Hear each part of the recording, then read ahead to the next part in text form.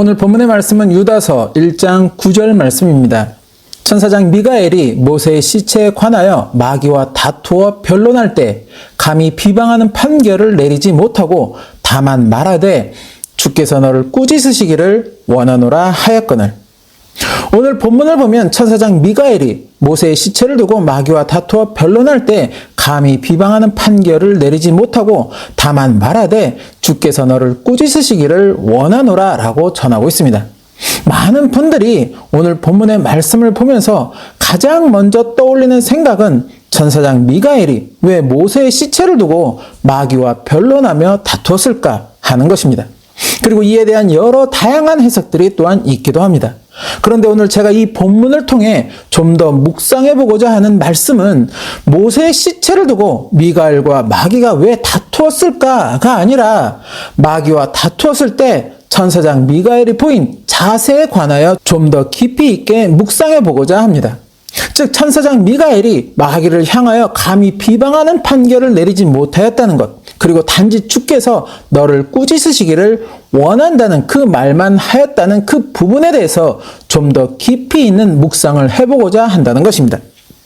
우리가 보는 개역 개정판 성경에는 비방하는 판결이라고 하는 다소 쉽게 이해할 수 없는 그러한 표현이 사용되고 있는데, 쉬운 성경이나 표준 세번역 성경 등 내용을 좀 더 쉽게 풀어서 기록하고 있는 성경들을 보면 이 부분을 욕 또는 모욕적인 언사를 동반한 비난이나 단죄 또는 심판 등으로 표현하고 있습니다. 쉬운 성경 유다서 1장 9절 말씀.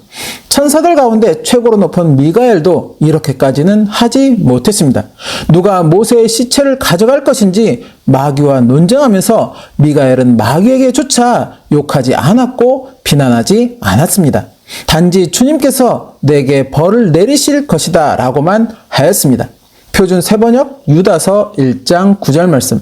천사장 미가엘은 모세의 시체를 놓고 악마와 다투면서 논쟁할 때 차마 모욕적인 말로 단죄하지 못하고 주께서 너를 꾸짖으시기를 바란다고만 말하였습니다. 즉 천사장 미가엘이 모세의 시체를 두고 마귀와 다투어 말할 때 마귀를 향해 어떠한 욕을 말한다거나 모욕적인 언사로 마귀를 비난 또는 단죄하지 않았다는 것입니다. 비난이라는 것은 남의 잘못 등을 책잡아서 좋지 않게 말하는 것이고, 단죄라는 것은 죄로 단정하여 처벌한다는 것입니다. 그러니까 천사장 미가엘은 마귀와 다투어 변론할 때 마귀를 향해 이러한 비난도 또 단죄도 하지 않았다는 것입니다. 그저 주님께서 너를 꾸짖으시기를 바란다고 하는 그 말만 하였다는 것입니다. 왜 비난하지 않았을까? 왜 단죄하지 않았을까? 미가엘 천사의 신분은 하나님의 군대를 이끄는 하나님의 천사장입니다. 거기에 상대인 마귀는 하나님의 일을 회방하며 하나님을 대적하는 하나님의 원수입니다. 그리고 지금 이 다툼은 하나님의 종 모세의 시체를 두고 행하는 다툼이라는 것입니다. 어찌 보면 천사장 미가엘이 천사장의 신분으로서 하나님의 원수인 마귀를 향해 얼마든지 비난도 또 단죄도 할 수 있는 그러한 상황이라는 것입니다. 설사 마귀에게 온갖 폭언과 모욕적인 언사를 행하였다 하여도, 그렇게 그 자리에서 그를 정죄한다고 하여도 전혀 이상할 것이 없는, 오히려 당연하고 시원할 것 같은 그런 천사장 미가엘의 처사일 수도 있다는 것입니다. 그런데 천사장 미가엘이 보인 처사는 그것이 아니었다는 것입니다. 그렇게 행하지 않았다는 것입니다. 아니 못했다는 것입니다. 왜일까?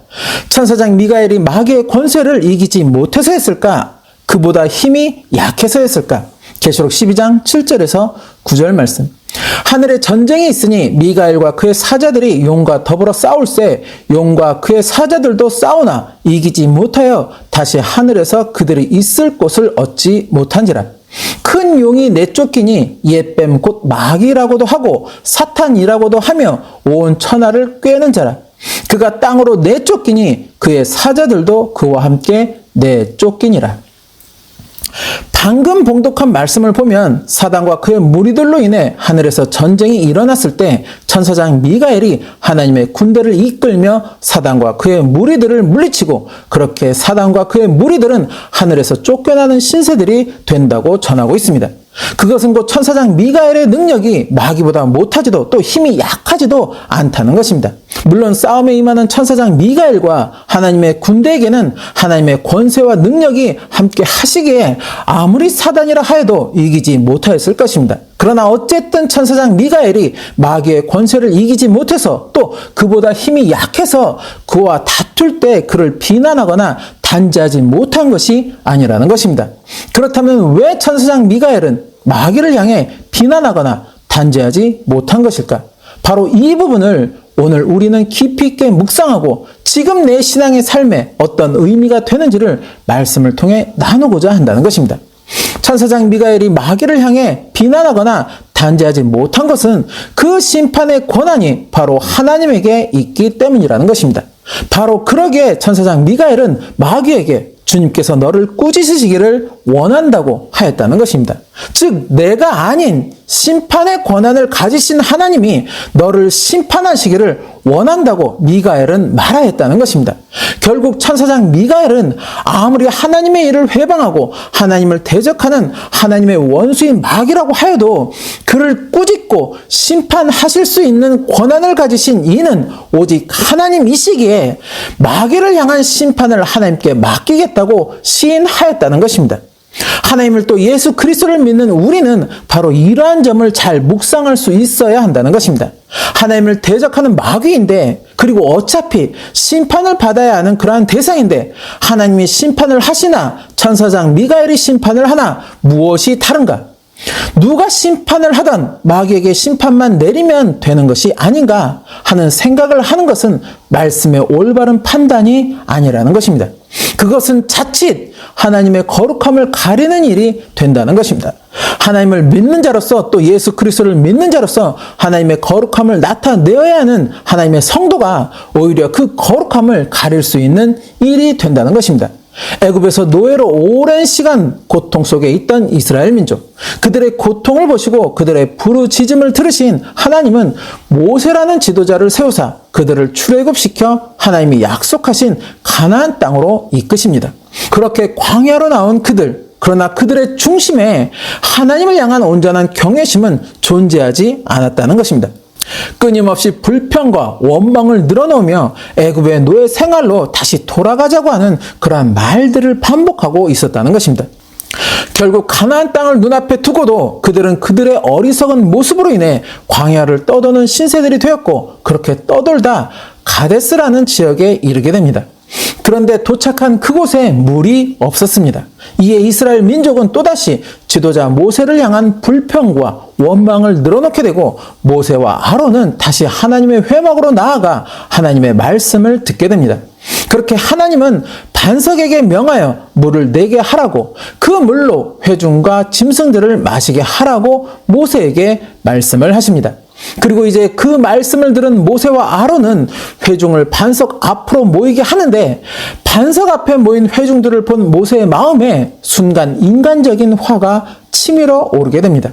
그렇게 수많은 하나님의 놀라운 권능과 이적을 체험하며 출애굽한 사람들, 하나님이 약속한 가나안 땅을 눈앞에 두고도 자신들의 불평과 원망으로 인해 가나안 땅에 들어가지 못하고 이 광야를 떠돌고 있으면서도 또 그 광야에서 하나님의 뜻을 거스른 사람들이 심판을 받아 멸망하였다는 것을 알면서도 불구하고 여전히 그 불평과 원망을 버리지 못하는 그러한 사람들을 본 모세의 마음에 순간 인간적인 화가 치밀어 올랐다는 것입니다.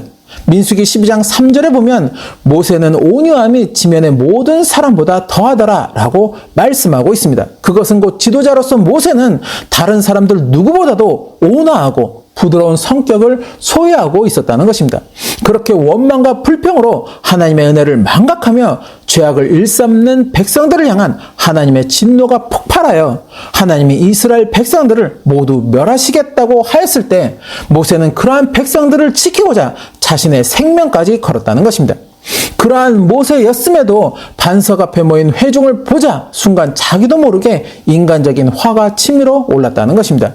그렇게 치밀어 오르는 화를 억제하지 못하고 결국 회중에게 우리가 너희들의 뜻대로 이 반석에서 물을 내게 하면 되겠느냐라고 비난하며 자신의 지팡이로 반석을 2번 내리쳤다는 것입니다. 그렇게 결국 반석에서는 물이 쏟아져 나왔지만 하나님은 이것을 기뻐하시지 않았다는 것입니다. 그리고 모세와 아론에게 말씀하십니다. 너희가 나를 믿지 아니하고 이스라엘 목전에서 내 거룩함을 나타내지 아니하였다고. 그 죄로 너희들은 가나안 땅에 들어가지 못할 것이라고. 민수기 20장 7절에서 12절 말씀. 여호와께서 모세에게 말씀하여 이르시되 지팡이를 가지고 내 형 아론과 함께 회중을 모으고 그들의 목전에서 너희는 반석에게 명령하여 물을 내라 하라. 내가 그 반석에 물을 내게 하여 회중과 그들의 짐승에게 마시게 할지니라. 모세가 그 명령대로 여호와 앞에서 지팡이를 잡으니라. 모세와 아론이 회중을 그 반석 앞에 모으고 모세가 그들에게 이르되 반역한 너희여 들으라. 우리가 너희를 위하여 이 반석에서 물을 내랴 하고 모세가 그의 손을 들어 그의 지팡이로 반석을 2번 치니 물이 많이 솟아나오므로 회중과 그들의 짐승이 마시니라. 여호와께서 모세와 아론에게 이르시되 너희가 나를 믿지 아니하고 이스라엘 자손의 목전에서 내 거룩함을 나타내지 아니한 고로 너희는 이 회중을 내가 그들에게 준 땅으로 인도하여 드리지 못하리라 하시니라. 모세와 아론이 하나님을 믿지 아니하였다. 그렇게 하나님의 거룩함을 나타내지 아니하였다. 무슨 의미일까? 이전에 모세는 르비딤이라는 지역에서 이러한 동일한 상황을 경험하게 됩니다.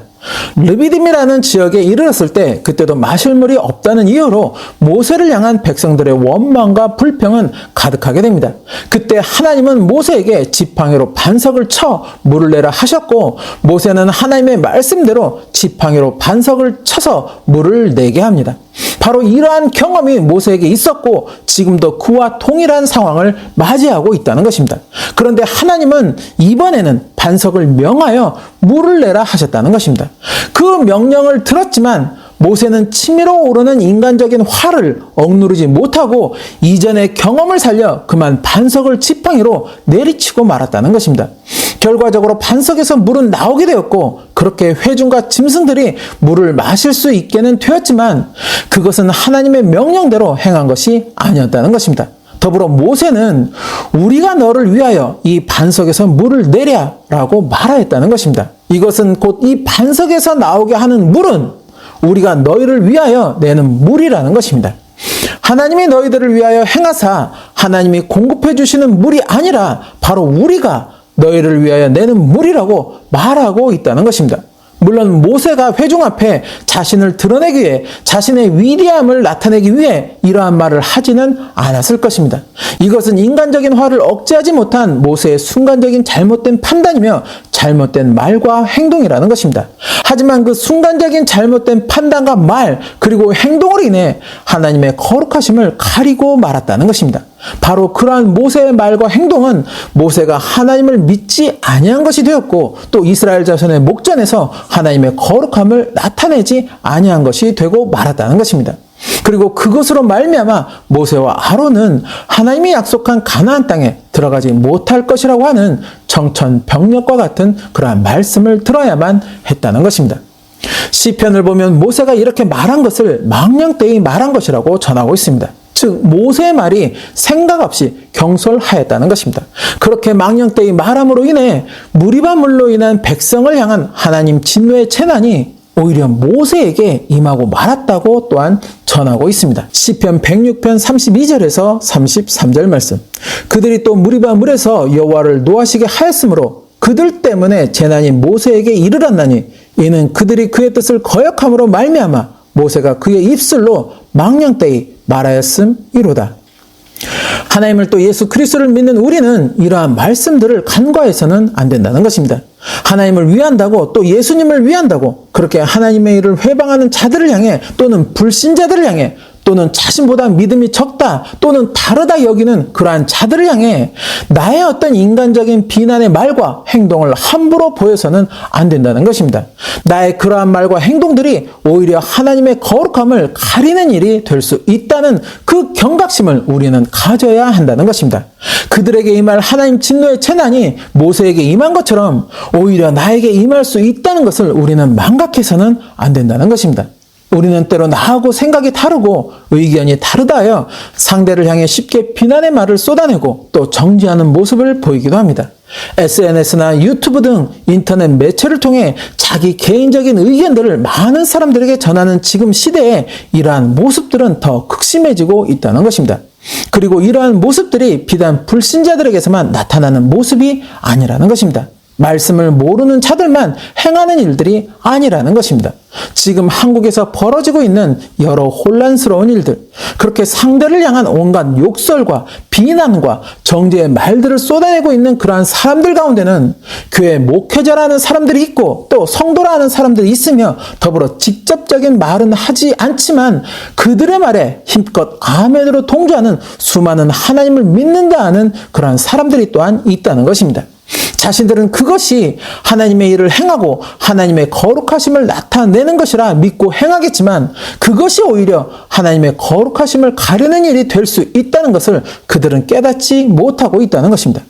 말씀을 알고 하나님을 믿는 분들로서 그 안에서 지키고자 하는 내용들이 무엇인지 충분히 이해하고 저 역시 대한민국의 반성경적인 동성애를 정착시키는 그러한 정책 설립이나 또 종교 다원주의 같은 주장들에 대해서는 분명한 반대를 하는 입장입니다. 그러나 그렇다고 해서 일부 몰지각한 자들의 가당치도 말로 폭력적인 행동들을 배후 조종하고 또 그것을 정당화시키며 그러한 현장에 교회 청년들을 앞세우며 그들을 독려하는 듯한 모습은 결코 교회에서 또 목회자들이 보여야 하는 모습은 아니라는 것입니다. 그러한 것이 마치 이 땅에 하나님의 거룩함을 세우는 것처럼 말하지만 그것은 결코 하나님의 거룩함을 세우는 모습이 아니라는 것입니다. 오히려 그들의 그러한 외침과 언행은 하나님의 거룩함을 가리는 일이 된다는 것입니다. 그러한 것에 대한민국 교회들이 또 성도들이 동조하는 듯한 모습을 보여서는 안 된다고 저는 생각한다는 것입니다. 하나님을 믿는 자로서 또 예수 그리스도를 믿는 자로서 이 마지막 때에 무엇이 진정코 하나님의 거룩함을 나타내는 것인지 또 어떻게 해야 하나님의 뜻대로 행하는 것인지를 분별할 수 있어야 한다는 것입니다. 내가 내뱉는 말과 행동이 진정 하나님의 거룩함을 나타내는 것인지 아니면 오히려 하나님의 거룩함을 가리고 있는 것인지를 분별할 수 있어야 한다는 것입니다. 불의한 자들을 향한 하나님의 진노의 재난은 분명히 예비되어 있다는 것입니다. 그런데 그 불의한 자들에게 임하여야 할 그 재난이 그들을 향한 나의 어떤 경솔한 말과 행동으로 인해 자칫 나에게도 임할 수 있다는 것을 결코 망각해서는 안 된다는 것입니다. 나의 말과 행동이 혹시 하나님의 권한을 침범하고 있는 것은 아닌지, 하나님의 뜻대로 행한다 하면서도 오히려 나의 인간적인 뜻대로 행하고 있는 것은 아닌지 말씀 위에 나 자신의 발걸음을 점검하고 또 점검하며 그렇게 말씀대로 걸어가는 우리 믿음의 발걸음이어야 한다는 것입니다. 그 발걸음 끝에 주님은 기쁨으로 우리를 맞이할 준비를 하고 계신다는 것입니다. 그리고 끝까지 완주하는 자에게, 그렇게 이기는 자에게 그 상급과 기쁨이 주어지게 될 것이라고 성경은 분명하게 약속하고 있다는 것입니다. 바로 그 발걸음으로 끝까지 완주하여 주님 앞에 상급과 기쁨을 누리시는 저와 여러분이 되시기를 예수님의 이름으로 축원합니다.